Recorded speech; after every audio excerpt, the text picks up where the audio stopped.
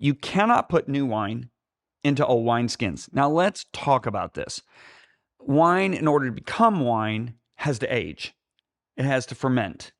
So what they would do, they didn't have bottles like we have them today, or they didn't have those big canisters that they put them in, stainless steel or oak barrels or whatever. They put them in animal intestines. Usually it was a goat or a sheep intestine. I think it was a bladder. Bladder or something like that. Guys, it's not an intestine, it's bladder. Well, but the point being is these things were flexible and pliable. And when you put the wine in, it gave. It stretched. It was pliable. But as it sat in the Middle Eastern climate, it lost all the moisture out of that skin. So when you pour the wine out and you put new wine into that skin, it is no longer flexible. It's now brittle. And now what happens is this new wine destroys it. Now, Jesus said both the wineskin and the wine are destroyed. What's interesting to me is God cares about both. He cares about the new move. He also cares about the people because the people are the wineskin. So I believe that God actually at times says, if you want to stay in an old way of doing things without my presence, because wine is the presence of the Spirit.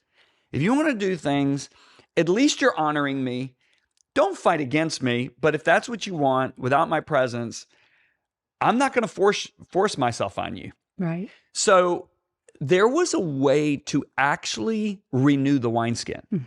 And what they would do is they'd soak it in water for a really long time, and then they take it out of the water, let it dry again, and they'd rub olive oil on it. And that would make the wineskin flexible and pliable again. So now when the new wine's put in, it would give way to how the wine caused it to stretch. When God does something, Lisa, this is why I love the Jesus Revolution movie. I was just thinking that. It's such a great example of it, isn't it? It is. And I had the privilege of seeing it almost a year ago. Last September, the Irwin brothers showed it to Addison and Alec and I. And we're sitting in there, and I thought, this movie is magnificent because you've got Chuck Smith. He's floundering in ministry. He's dead. He's discouraged. He's discouraged. Yeah.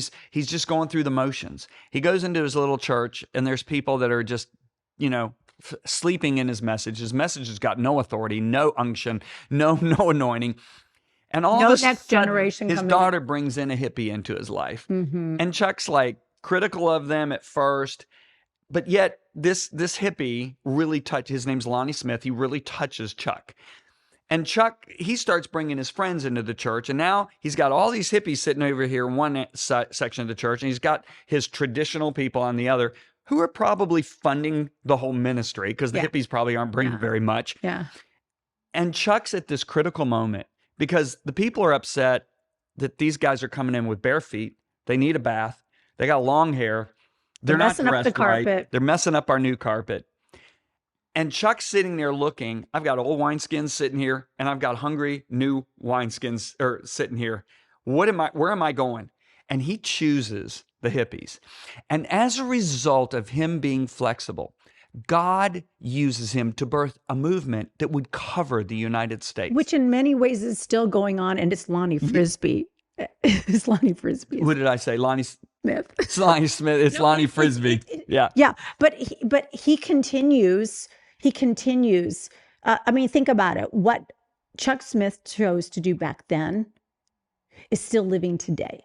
Right. And Greg Laurie chose to do back then is still living today. But now Greg's a kid and he gets saved in this whole thing. But the thing that for our illustration purposes is Chuck had a decision. Am I going to stay stiff and rigid or am I going to become a new wineskin?